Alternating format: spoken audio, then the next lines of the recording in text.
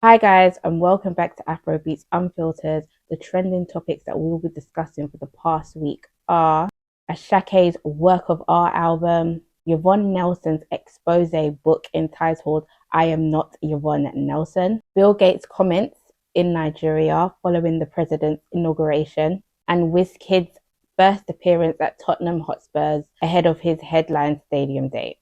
So, Asake released his sophomore album. That's his second album to date, entitled Work of Art. It was released on Friday, the 12th of June, 2023. A highly anticipated album at that. Fans everywhere want to know, does this album compare to his debut album, Mr. Money with the Vibe? And I'll be the first to say it can compare. It's up there. It's a great body of work. It did exceed my expectations. I didn't expect it to be so good. It features label boss Olamide, no other features on it, which is great because Asake at this point, he doesn't want to show us features. He wants to show us him by himself, and we're here for it. This album has truly exceeded what I thought. I knew it may not be Mr. Money with the Vibe, his debut album, but I didn't think it would compare in this way. The album has a total of 14 tracks, and I have managed to pick 7. So that's half of the album. I've picked 7 of my favorite tracks from first listen, and I'm about to get into them. The first song on the album is called Ola Rum. That caught my attention. The beat, the style, I loved that track. The second track is called A Woody. That also caught my attention. Beautiful music. Track number 4 was called Sunshine, which is actually a Lighthouse Family sample from the track Ocean Drive. When I heard that, I was like, this song reminds me of a track. What is that track? I had to go do my Googles. I was like, yes, it's Lighthouse Family. The sun's gonna shine on everything you do. I was like, okay, Asake, giving a sample. When the clouds arrive, we'll live on ocean drive. No why so blue. The sun's gonna shine on everything you do. Of course, Amapiano Fi Olamide, that's track 7. Loved that from when he first released it. So that was definitely going to feature on my top 7. Then in at track 9 was I Believe. Yeah, Asake delivers. That song and this next track I'm about to talk about, I think are my 2 favorite tracks. No, I'm lying, not 2 favorite tracks. I have 3 favorite tracks. So in at number 10 was a track he entitled Introduction, which was basically Asake introducing himself again, which I love that he put like near the end of the album. It's track 10 instead of doing it at the beginning, letting people know this is who I am, this is who I be. He did it at the end, like, let me remind you who I am before I finish this album. In at number 11 is a track called Remember.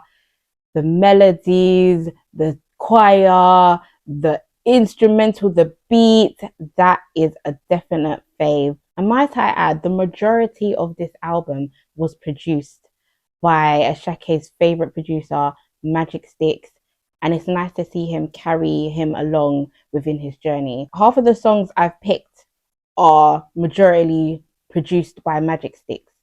So the songs Magic Sticks produced are Olarum, Awudi, Mogbe, Basquet, which I might add that is the next video that Asake just released. Magic Sticks also produced What's Up My G, Amapiano, Fi Olamide, I Believe, The Introduction, Great Guy, and Yoga. So Magic Sticks has basically produced all the songs that from first listens I love.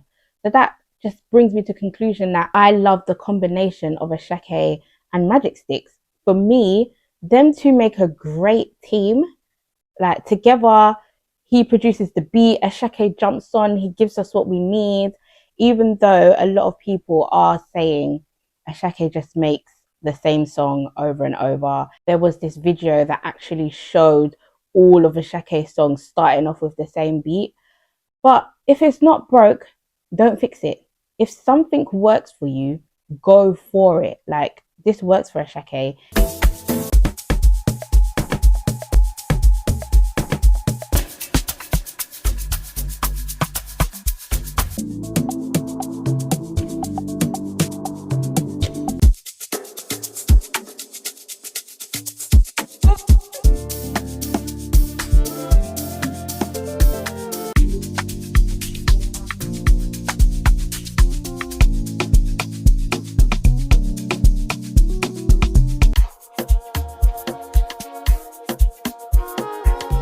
knows people love this side of him. I mean, when he tried to do something different like a yoga, slow it down, be a bit spiritual, people were still complaining. So it's like, what do you want from the man?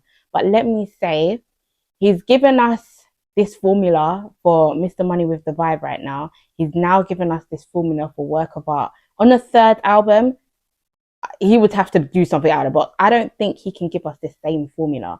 Matter of fact, I don't think he could work with Magic Sticks for the majority of the album again. You're going to need a handful more producers, because you could say that him working with Magic Sticks is why he sounds the same. It's why all his beats sound the same, because you're using the same producer over and over. But to me, I like it. I'm a fan. I'm just saying, for third album, we're definitely going to have to switch it up, because the complaints will be mad. But for first, second album, we're loving it. It's a vibe. We are here for it. It's also a good point for me to add that 10 of the songs out of the 14 tracks on the album were co-written by Olomide, the great Olomide. Do you see the partnerships? Asake, Olomide, Magic Sticks. Them three just make magic and beautiful music.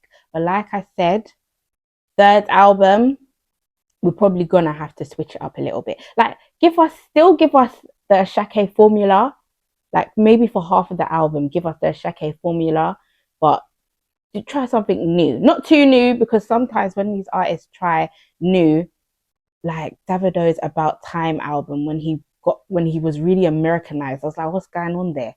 That was the album before Timeless. So let's move on to the incredible stats that Asake was able to achieve upon the release of his album. I think as soon as he released it, the album already hit #1 on the UK Apple Music album charts. Every song had charted on Nigeria's top 100 Apple Music charts. The album charted #3 on the Apple Music charts for the US. And it's just great numbers, great achievements. We were literally gagging for this album. Asake gave us such an amazing debut album that we're just gagging for more music, wanting to know if he can bring us excellent music for the second album, and he did. What's so amazing about Asake is that he has only been in the game for the past 2 years, and he's managed to do phenomenal things. He's managed to take an Amapiano sound originated from South Africa, Nigerian sounds, completely singing Yoruba with the one-off pidgin here and there, and we love him. Most of us don't even understand what he's saying, and we love him. Most of us are from Nigeria, and his Yoruba is top level. We still not understand him, but we just love his music. The sound, how it makes you feel. That is why Asake differs from other artists in the game right now. Lastly, on the topic of Asake, let's talk about how when Asake released ticket prices for his headline O2 Arena show in August, we were all like, why are we paying £120 to go see Asake? Especially me, because I've already seen him. I saw him last year at Brixton Academy for, I think it was it was probably £50. I saw him. So I'm like, why am I now paying £120 to go see him? And then he released the album. And now we're like, do you know what? This album's good, you know? Like, the album is good. I'm genuinely thinking about going to buy a ticket for £120 to go and see this man that I've already seen before. That is how good the Work of Art album is. Asake, you've done well. Like, top tier album. Not better than Mr. Money with the Vibe right now, but top contender. So this is probably the biggest trending topic of the past week. Ghanaian actress / model Yvonne Nelson came out with a book titled I Am Not Yvonne Nelson, and it was giving very much expose. Within the book, she mentioned that she had a termination around 2010 by a very popular Ghanaian rapper by the name of Sarkodie. This was a surprise to many. Around the time of 2010, he was actually dating his now wife Tracy. So it was a big trending topic. Questions as to why Yvonne would even bring that up in the book. Why is she only disclosing it now? Sarkodie has a very clean sheet. He's married, he's got his kids. He's probably one of the most biggest rappers within Ghana. He makes music and he minds his business. So Yvonne to now come out and reveal this scandal is like, oh my gosh. But at the same time, who are we to dictate when she can be over her trauma? regardless if it was in 2010 or if it was yesterday, it's probably still a trauma. She's writing a book, a self-titled book. She wants to speak her truth. She wants to live in her truth. So she disclosed it. What might be crazy is maybe he didn't consent to this. Yvonne revealed that she was dating Sarkodie in 2010. She found out she was pregnant. The decision to terminate was based on the fact that Sarkodie was still a budding rapper. He was still living at his mum's house. His future and his success was unknown. So in that, people are thinking, so if you could see into the future and you could see that Sarkodie would be a successful rapper, would that have led you to keep the child or not? But like I said, this is her trauma. If she wants to live in her truth, she can speak about it. The internet has been going crazy for days. So now we're all waiting for Sarkodie to say something. Is he going to deny it? Is he going to agree? Like, what's going to happen?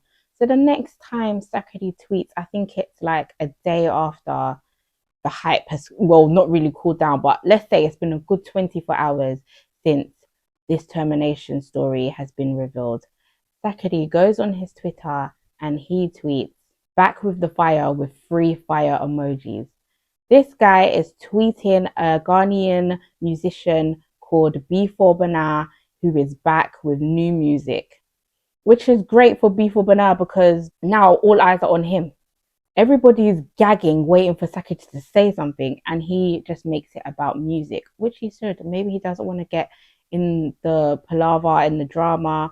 But now, B4 Bana, the tweet has been seen by 1.2 million people. That is amazing for him. An amazing comeback that now all eyes are actually on him. Let's move on to billionaire Bill Gates' visit to Nigeria. The founder of Microsoft, Bill Gates, took a trip to Nigeria ahead of the current president, Asiwaju Bola Ahmed Tinubu's inauguration. So Bill Gates is in Nigeria, he's speaking, and then he brings up this fact that he told his daughter, yeah, I'm going to Nigeria, and his daughter was like, oh, you'll be able to see stars like Burna Boy and Rema. And now Bill Gates has gone and said, who's that? Who are those people? The last time I was in Nigeria, the artists I saw were Davido and Wizkid. So now this is going to bring up the whole new cat versus old cat. People are going to be saying because the billionaire recognized Davido and Wizkid, Davido was right. Maybe Burna Boy is a new cat. But I still stand by what I say. Burna Boy is not a new cat. Just because the billionaire doesn't know you doesn't mean you're not popping. Just because he had to Google Burna Boy, it don't mean nothing to me. Lastly, let's talk about Wizkid's visit to London. He went to go check out the Tottenham Hotspurs stadium.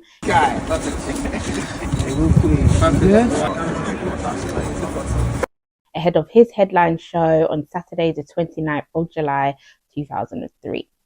So Wizkid has touched down in London on Wednesday, the 21st of June, 2023. He went to the stadium. I guess he's now going to be doing a bit of publicity, a bit of promotion.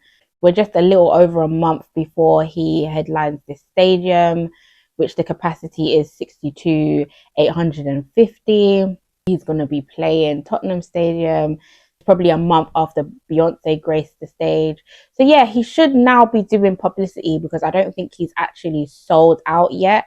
And I know by the time of the show, it'll be great for him to say, I've sold out a stadium. And right now, the numbers are looking a bit meek. So yeah, he should be over here. He's got a good month to do some promo, get people buying his tickets. I have no doubt that he will fill it up. It's Wizkid. But it was just this particular album, More Love, Less Ego, that maybe people aren't really feeling. But it's also been said that he is going to have an ample amount of special guests. It's the special guest that's now making me feel like, oh my God, maybe I should buy a ticket and go. So that's it, guys. Don't forget to like, comment and subscribe and catch us here every Monday for your weekly dose of Afrobeats news.